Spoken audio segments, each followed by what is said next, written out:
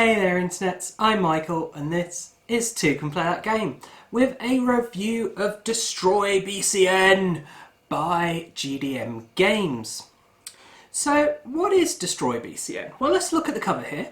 We have an alien and a King Kongy-esque creature destroying a city that looks to be Barcelona. So it's about monsters destroying Barcelona. Wait, that's right. Oh, okay. Well, so why don't we take a look at the table and see exactly how those monsters destroy Barcelona then. So here we're all set up for 2 players. We've got as blue here, Godzilla, and red is Copticon. Coption? Can't pronounce it, but anyway. So they're represented by the dice. So here we've got blue dice, red dice, and inside their bags they each have 10 cubes, which are worth victory points at the end, and they're also their health. If they ever have to take cubes out of their bag and they can't, they're eliminated from the game. As soon as one player is eliminated, that ends the game, at which point you just total up points in the bag and whoever has the most wins. The other way for the game to end is once all of these cubes, which are representing buildings, are taken off. Then the game will end. Also, if there are fewer than 3 armies out and none left in the bag, and the armies are represented by these little meeples here and are also worth points at the end of the game, but they attack the monsters, then that'll end the game. So, what do you actually do on a turn? Well, the first thing you do is you move your monster, and you can move as many points as shown on the dice. So here we've got a 2 showing. So we can move 2 spaces. And the way you move is you roll into the space. So we'd roll, so the 2 would become a 4. And whenever we move onto a building, we crush and destroy it. And we get that building and we put it in our bag, which means we've got more life and also more points. We've still got 1 space left, and we can turn once 90 degrees in a turn, but only once. So we're going to turn once more and then destroy this building, and that now means that we've got a 6 there for the next turn. And then the next part of a turn, once you've moved, is to draw 2 army units out of the bag. So you just randomly draw them, and the different colours represent different strengths. You then place these on the board. Now they can't go on or adjacent to a monster, but otherwise they can go anywhere as long as there isn't already an army unit there. So we could put them here and here, and that's just restricting movement, because you try and kind of mop these up in an almost Pac-Man munching kind of way. So this guy here is going to try and move away from the monsters, and he's going to roll 1, 2 to there. And then he gets 2 cubes in his. And you just keep going back and forth like this. So let's see what else we got. So we've got 2 more army people. There we go, we put those out. And we'd keep going along like this until all of these army guys are out of the bag. Once there's no one left to draw from this black bag, we can kind of get rid of that and forget about it. And instead of taking army people and placing them on the board during that stage of the game, we will move army people, and they can move up to their strength. So that's between 1 and 3 spaces. So I think these green ones are the weakest, they could move 1. So you'd pick 2 army units and you would move them. The final thing to talk about is what happens when you are next to an army unit. So let's say this guy was here. He could attack this army unit, and to attack you simply want to move, but you don't move into the space, and the strength of your attack is represented by the number on your dice. So here we're showing 5 pips, so it'd have a strength of 5. So that would be able to destroy any army unit, because the strongest would be 3. So he goes "Bwah!" and kills him, and the army unit goes in his bag, because every 3 points of army units at the end of the game is worth 1 victory point. You could also have a situation where you have 2 monsters next to each other, and as part of their moving, rather the same as with attacking an army unit, you can attack another monster. So you say, I'm attacking you. You don't actually move, but you say you're hitting them for that amount of damage. However much your pips show is how much damage you do, and that means you remove a number of cubes from that player's bag equal to that. So here we'd take 6 out, and those would just go back out of the game to the main reserve. If you run out of cubes in your bag, you're dead.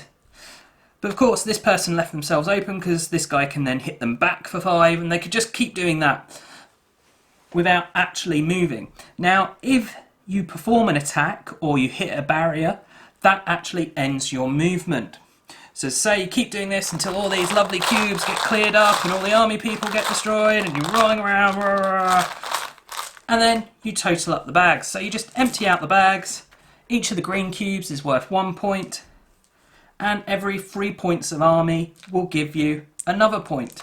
Whoever has the most points will win. That is how you play Destroy BCN, just in summary. What do I think of it? Well, we'll start with the artwork. I actually really like the artwork on the box here. It's bright, it's colourful, it's vibrant, it's got this playfulness about the attacking.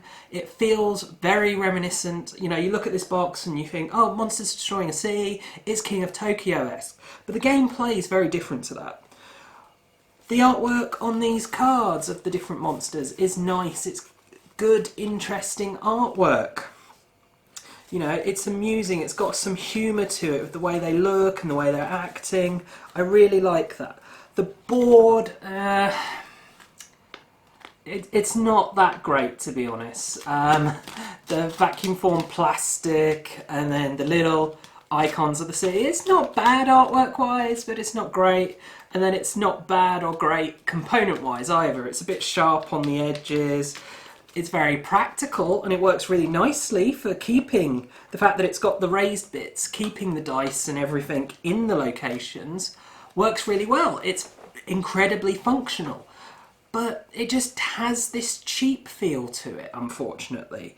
And that's a shame, and it's kind of what runs through this game. And it's because it's a small publisher. They don't have the budget that a lot of other publishers do.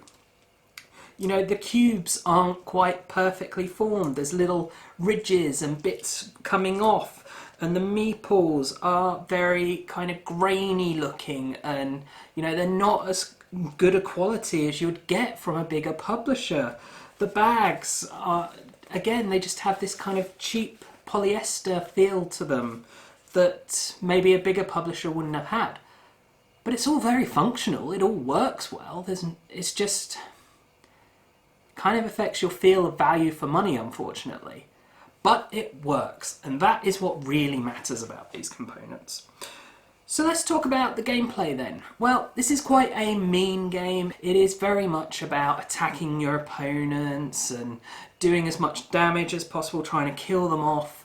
You know, it's very much like King of Tokyo. You can go for the victory point win, or you can go for the just killing your opponent win.